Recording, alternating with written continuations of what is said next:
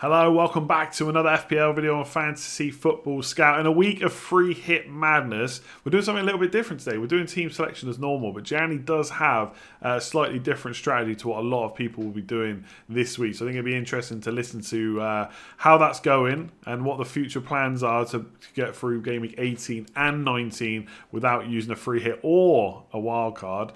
And how are you feeling this morning ahead of all this? Yeah, I'm good. I'm really happy actually. For once, it feels like things are slightly going my way. As I always say, things like luck, we always balance itself out over the course of a season, and the tide is turning. I'm very happy. Do you like? Obviously, you're doing there are quite a few people that are going to go for 18 and 19 without using a chip. I think on places like Twitter and stuff, it can feel like every single person's using one of those chips. But do you feel any worry about the gains that those people might get over you? Bearing in mind, obviously, you'll then hopefully get the gains back later on, but you're not going to see that for a little while. So does that worry you at all? Do you know, every season there's a couple of blank game weeks where you're either hoping that the template team goes for you because you're free hitting in that blank, or goes for you because you're not free hitting in that blank and you want it to be a really low scoring game week. So I'm looking at that blank going, okay, there's players that I can't quite stretch to that I know every free hit team will have. And if they bang, and if City go and score 6 versus Brighton, or United score 5 versus Burnley, you just go, oh, okay, this has gone against me. So I guess it's a week when you're just hoping the average is going to be low if you're not free hitting. I think if Palace get a 1-0 win or something like that, that will really hurt free hitters. But I'm not sure there's too much chance of that happening the way things are going. Let's have a look at Game Week 17 as normal first. We'll look at the previous game week. So a decent week, 71. I don't know what the average was. It must have been quite high scoring, but 56. yeah, okay. So he beat the average by 15, which is decent. Green arrow. Kevin De Bruyne coming up with the goods against Chelsea. Man City looked really good in that game, and obviously he had Captain Kane as well, same as me with the penalty against Leeds. So yeah, decent weekend. Your Mitchell call came off, didn't it? Yeah, I'm happy with that. Happy that I started Mitchell. I mean, he would have come in anyway because Lookman, of course, had another fixture postponement. Terrible buy a couple of weeks back when I went Lookman instead of Saka. Dreadful shout. But yeah, a great week. The big hitters are starting to all click. I say all of them. Salah blank again, but I'm glad I didn't give him the armband. But Fernandez looks as good as ever. De Bruyne, we were due. We're getting those returns now. He played as a number 9, not as a false 9, as a number 9. That was wicked. He was so involved. I'd love to see more of that. And then, Harry Kane does what he does. And then, yeah, a couple of good clean sheets in there with Mitchell and Dyer. Annoyingly, there's always that annoyingly, isn't there? You wouldn't be an FPL manager unless you had a little moan about something. But the Justin clean sheet wipeout and the John Stones clean sheet wipeout, both at the end of a game. Justin was on for 3 bonus. He went from 9 points to 1 point because he got the yellow card.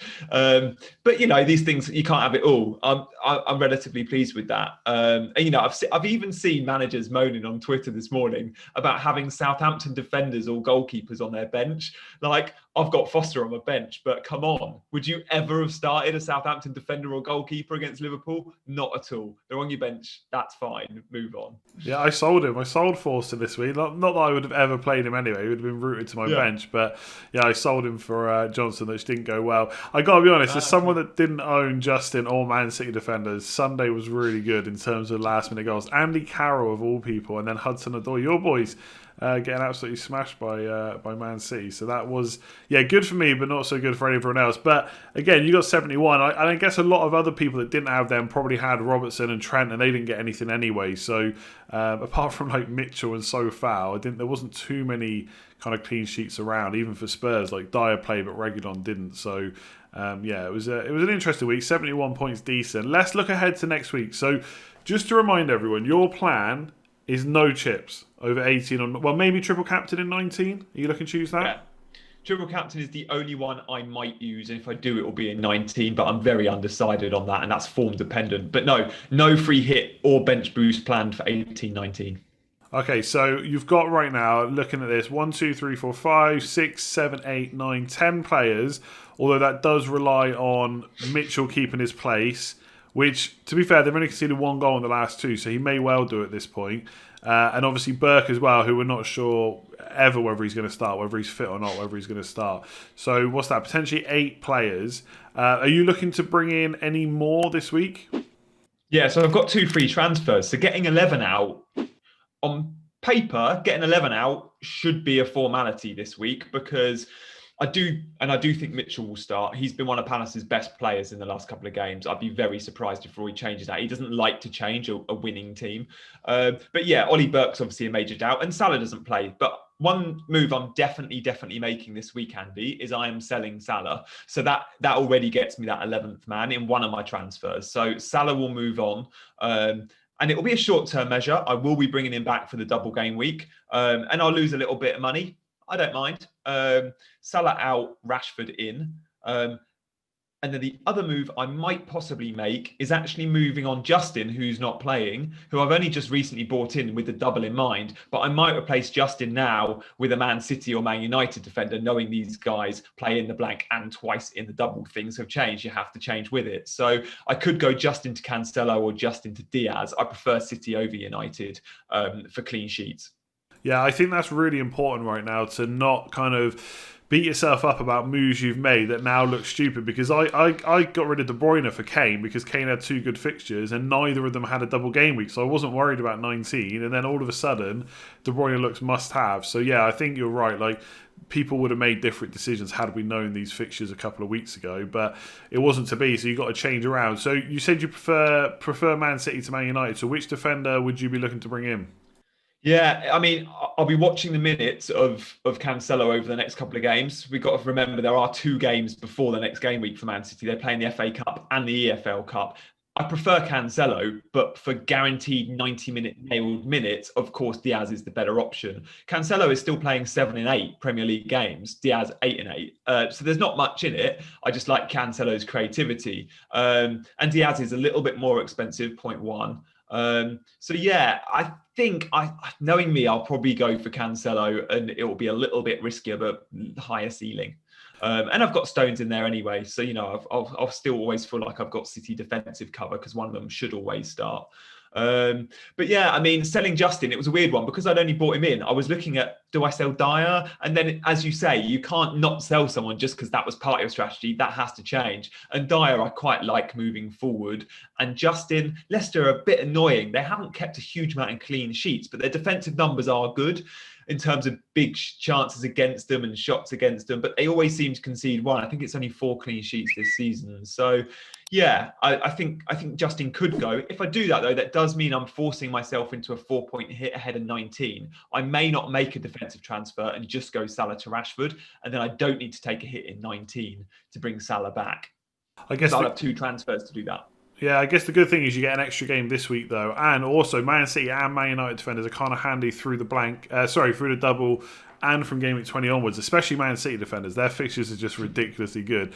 The one thing with Leicester I'm finding is I think the fixtures look pretty good on paper, but I think they definitely look better for Jamie Vardy than James Justin, because Southampton, you can see them scoring. Chelsea, you can see them scoring. Everton, maybe they'll have Luka Dean back by then. Rodriguez will probably be fit if he can stay fit by then. And Leeds are always a team that you could see scoring. So yeah, I don't think it's necessarily the worst time to move James Justin on. Obviously, like you said, it's not something you planned, but might be a bit different now. The only thing I'm thinking is, maybe I've got this wrong. If you sell Salah to Rashford and you upgrade Justin to Cancelo, yeah, sorry, that's where the -4 comes in for Salah, right? Because you wouldn't have enough money to reverse it. Yeah, exactly that. And I'm not actually looking to sell Rashford back to Salah. So my plan to bring Salah back is getting rid of Harry Kane. Okay. So Harry Kane becomes Antonio, Rodrigo, or Watkins, and then Lookman becomes Salah. I like that. That's a good move. Does that work? It works, but if I go Cancelo or Diaz, I can't afford Antonio and I can't afford Watkins. I have 5.8 or 5.9 to spend. So I can go Rodrigo at 5.7. If I don't go Cancelo and I go Maguire, for example, then I could have Antonio or Watkins. So I just don't, and I'm happy going without Kane for the double in 19. Sorry, for the single 90. And I know it's Sheffield United, but then in game week 20, don't forget, Spurs play Liverpool. So I will look to bring in Spurs again, whether that's Son or Kane, but not till 21. So I'm actually happy going without Kane. I know it's risky and I know he's in form, but to have the premiums of Rashford, Fernandes, De Bruyne, and Salah all for the double, I think is pretty tasty. Yeah, I think that's the dilemma we're going to have the whole season is which premiums you have and at what point. Like you just can't. Like you've got four now. Obviously, you've mentioned before about your defence and your bench and stuff, and it's difficult to hold more than that. So at some point, you've got to swap them around. And Kane, would probably be the one to go for me as well. You can't get rid of De Bruyne or Fernandes before double game weeks. What do you make of Salah, right? Because he's blanked the last three games now. I think even his previous easy fixture before that was Fulham, and that was a penalty. His numbers are like his XG numbers are slightly down over previous years per 90. Not to the point where he's like suddenly a bad option. But Liverpool in general, do you think they're just tired? Do you think they need a break? Like they are going to, depending on who plays in the FA Cup, there is like a 12-day break now or something like that for Liverpool. So they've got a lot of time off. What do you make of them right now? You can't underestimate going without their first three centre backs. And yes, they've not been challenged a massive amount defensively. So you should say, oh, they should still be good going forward because it's just the centre-backs. But it's the knock-on effect of having Fabinho playing centre-back. Last night, having Henderson playing centre-back. You really miss their midfield presence and therefore you suffer up top. But yeah, I mean, they do look a little bit flat. I do think Diogo Jota was so good for them early in the season. Having someone like him to come on and mix things up was crucial early in the season. They've not had that now. So straight away, Salah, Mane, Firmino, none of them are worried about their place because there's no Jotas straight behind them. And they look a little bit flat. There's been rumblings about Salah and his contract and moves elsewhere. He looks a bit fed up. But on another day, Salah, despite being really quiet, gets a penalty last night. And then before you know it, he's on 7, 8, 10 points. So, yeah, it's just what he does. I mean, I'm not willing to go without Salah. I did it earlier this season. My rank is so bad. And one of the reasons my rank is so bad is because I tried being smart with no Salah. And it really, really cost me. And I'm struggling to get it back. So the idea of going without him again, I can't even contemplate. And Burnley and United, two home fixtures, are still nice on paper in terms of you expect Liverpool to score against United. I don't think they're going to score many against United, but I'd expect them to get one or two.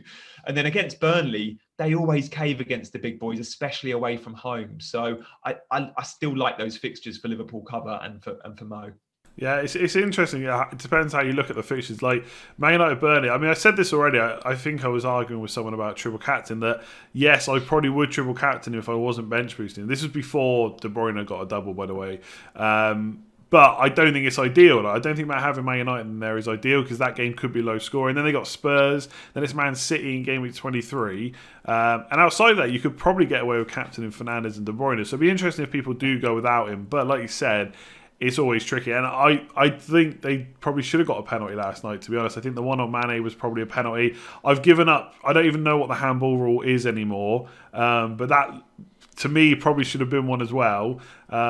So yeah, he could have got at least one penalty last night. But they did look flat. I think part of the problem was I tweeted to say that I thought their defence would be okay last night, and straight away Ings scored. They only scored one, to be fair, and it was a bit of a mistake by Trent. But I thought Henderson was okay. But the knock-on effect, like you said, which I didn't really consider, was then he's not in midfield. And then they're playing two midfielders in Thiago and Oxlade-Chamberlain who haven't played for a while. And I do wonder if they'll go back to like a 4-2-3-1 or something like that and just play Shaqiri maybe. But he's just not Diogo Jota, is he? So potentially a little bit of a worry there. Carragher called for that, didn't he? At the end of the game, Carragher said he's thought for some time Liverpool were lacking a bit of creativity in the middle, and by changing the system to 4-2-3-1, you get one more creative player in, like a Shaqiri, or it could have been a Jota. And Klopp has done that in the past. So yeah, it'll be interesting to see. Yeah, we'll just have to see where they go. I think for now, like you said, I think a lot of people will sell Salah and then buy him back. I think we'll see that in a lot of plans. He's just such an easy way to get money into your team. In terms of captaincy, there's quite a few options with De Bruyne, Fernandes, Kane, especially in your team.